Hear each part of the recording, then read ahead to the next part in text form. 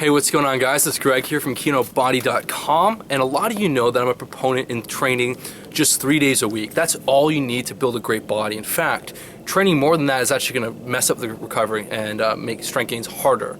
So people ask me what I do on my rest days, and I just really recommend just walking or doing enjoyable activities, playing beach volleyball, doing some yoga. But for me, like more often than not, it's just a simple walk, which is great at just kind of becoming present, just kind of relaxing. It's good active rest. And the cool thing with walking is you'll burn calories, but that caloric burn won't increase your appetite. So if you do more intense forms of exercise, you're gonna get hungrier, and that's gonna mess up with your diet if you're trying to get lean. But walking, you'll burn a fair amount of calories, and your appetite, if anything, will be neutral or it'll be less because you're not distracted and you're not like getting cravings.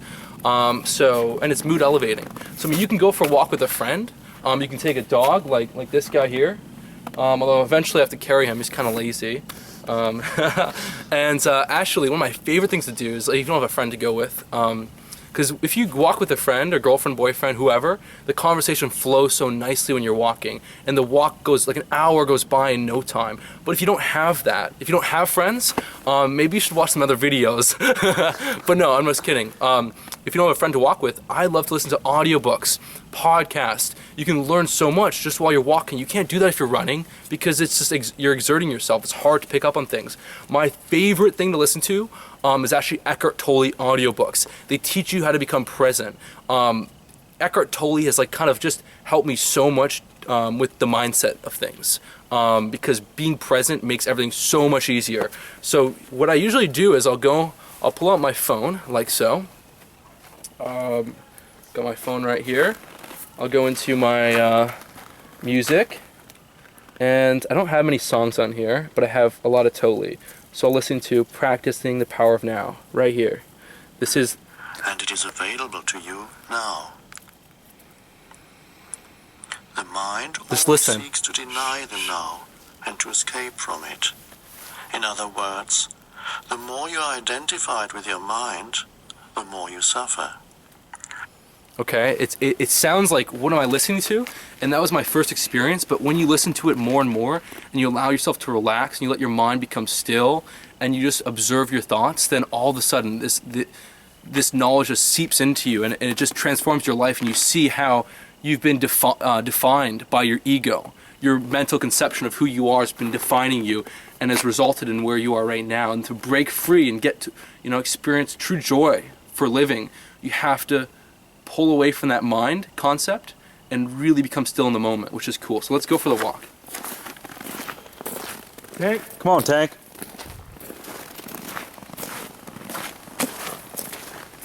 I mean, we'll constantly tell ourselves, you know what? I just can't wait till I have that perfect job, that perfect body, that car, the girlfriend. And this is something that we're just reinforcing over and over and over again. And all you're saying is that I'm not enough now. I'm not enough now. Under the surface, you peel back the layers, the message is I'm not enough now. And so even if you get to your goal, even if you have that car, that girlfriend, all you've been telling yourself is I'm not enough now, I'm not enough now. The only time I can be happy is in the future. And guess fucking what? The future never comes. Have you ever lived, done, or felt anything in the future? Or will you ever? I mean, that's what Tolle says. And the reality is, no, you won't. Everything we've experienced is the moment that's unfolding before us. That's all there ever is. And when you're constantly telling yourself that you're going to be happy in the future, all you're doing is saying you don't want what is. You don't want this. I don't want this. You're kind of fighting with life. You're trying to push this moment away from you. And you're not truly accepting the beauty that is right in front of you. And this kind of expands further.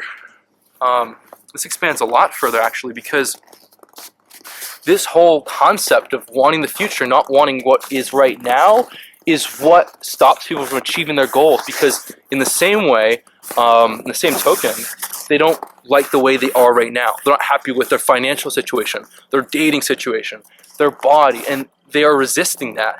And what you resist tends to persist. So you can accept things. It's far, there's an ease, a joy, a lightness, an uplifting nature to working towards your goals. And so that is probably the most powerful lesson that I learned from Tolle, it's that nothing you can ever do, have, or be is gonna make you a more complete person.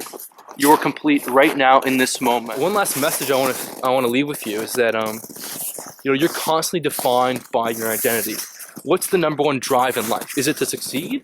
Maybe, maybe not. If your mental model that plays around your head thousands of times a day tells you that you can't succeed, tells you that you're not good enough, tells you that you work too much, don't have enough time to exercise, tells you that eating healthy is too expensive, tells you that your genetics are bad, well, you're going to be constantly defined by that identity that you have. And so you'll sabotage any chance of succeeding because it's more important to maintain homeostasis with how you see yourself. If you look at successful people, you can see how different their mental concept is. They truly believe they can achieve anything that they want. Their self-belief is through the roof. We got my little dog barking. So when you listen to Tolle, you learn to observe your thoughts, these thoughts that are holding you back, these thoughts that you're constantly being defined by. And that's a super powerful thing, because when you observe these thoughts, they no longer have any power over you. So the process in which you disidentify from these thoughts is, let's say, for example, that I tell myself that I don't have the genetics to build muscle, that I don't have the time to build muscle. Well, when I catch myself doing this and listening to audiobooks, Practicing Power Now helps. When you catch yourself doing that, all you have to do is just realize that you had this thought. Just realize that you're thinking this thought. That realization creates separateness from you and your ego, because you're not your ego, you're not your mind. And ultimately, there's something much deeper, more profound than that. And when you create that separateness, you disidentify from these thoughts that are holding you back. And over the course of several weeks, you could break this negative identity and become more present, and even replace it with a more supportive identity that supports you. Or you can just be present and have no identity, which is a lot harder to do. I think most people that get into this, they'll kind of break free of these negative thoughts and replace them with more powerful, uplifting ones. So that's the last thing I want to leave with you. That's the last thing I want to leave you with as far as Tolle is concerned. I like coming out into here, for example, this ravine, just because once you get into that state of becoming more present, becoming more still, getting away from that clutter, that incessant thinking, and constantly craving entertainment, information, just to fuel your ego, it kind of breaks away from that, and eventually you realize how beautiful this nature is, and that there's something majestic there. And so if you just come out into nature and just kind of focus on your breathing, just really, it's almost like you're opening your eyes for the first time. Imagine, just kind of become more still, and look at the lifeness. I know I'm going totally hippie, but this is important. It's really important. But just look at the aliveness around you, and if it's gloomy, accept that gloominess. Just embrace that gloominess, and just see that there's so much beauty there. Yeah. And if you focus on your breathing and breathe deep into your belly, become conscious of your breathing, it helps you separate from your mind, helps you create that presence. So this is good to do a few times, just for a few minutes a day. Really powerful. When you're at the gym, that almost forces you into presence, which is cool. My mouth is getting cold, so it's hard to talk. I'm in here in Canada, Toronto, Canada. But even with the coldness, just feel that coldness. We like to label things, Our ego likes to label things. Cold is bad, and if you strip away the labels and just focus on the sensation, the feeling, it's not that bad. Most pain is mind created. Most pain is you telling yourself, this is not good, this is bad, this is uncomfortable, this is going to last for 20 minutes. But if you just focus on that moment, forget about that future, and just focus on the sensations, it's actually, if nothing else, it's there's an enjoyment there. Yeah, look around.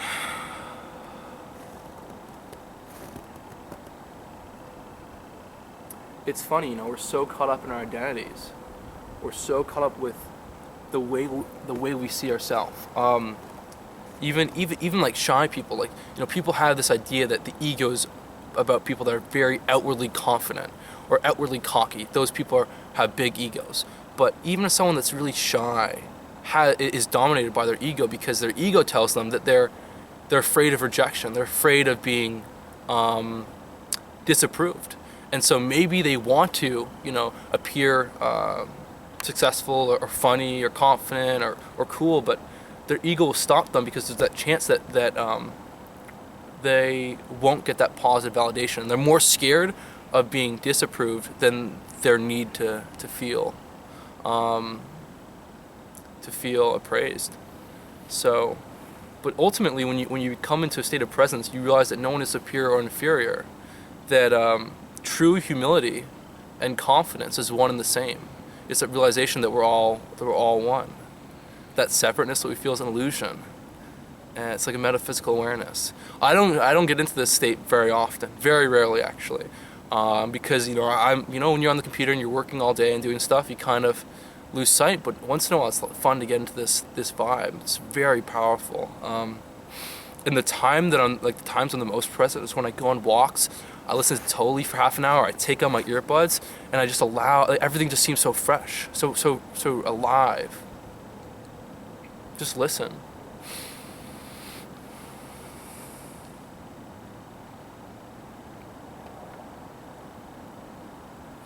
You can truly feel at ease with yourself, truly feel comfortable. You can accept everything that you are. You can accept everything that is in this moment. And sure, you might want to work on changing yourself and improving your life, but you do so with a new level of effort because you can't apply yourself at the same time resist it. You can't apply yourself to make positive change at the same time resist what is right now. So to truly succeed, you have to accept whatever is happening right now. If you resist it, you'll miss all the positive opportunities available. One of my favorite quotes is by Napoleon Hill, and it's with every adversity comes the seed of an equal or greater benefit. So if you're constantly resisting what's happening in this moment, you won't see those other benefits. You won't see those greater opportunities.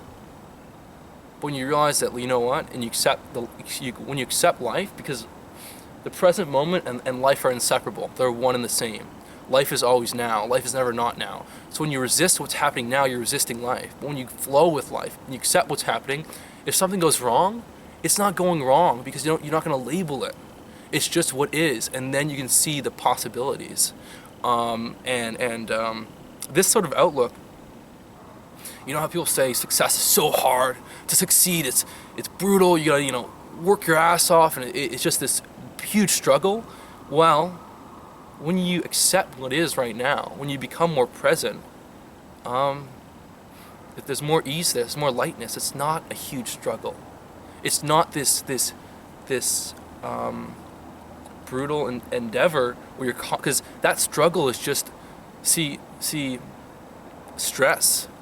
That struggle implies stress. And what is stress? Stress is being here but wanting to be somewhere in the future, right? You're not happy with where you are right now. You don't accept where you are right now.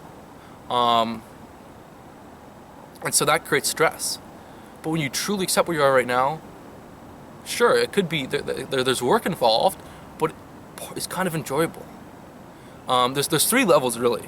And Eckhart Tolle talks about this in A New Earth. There's three levels. The first level is acceptance. If you don't like what you're doing, just accept it. That way, positive energy will flow into it. Positivity will flow there. The second level is joy, where you truly experience the joy of doing something. And the third level is enthusiasm. Enthusiasm means there's a joy for what you're doing, but at the same time, there's an element of a goal, a vision you're working towards. And that's what I'm doing with fitness. I love fitness. I love talking about this stuff, and there's a vision there, but I'm totally enjoying each and every step of the way, which is powerful. Thanks.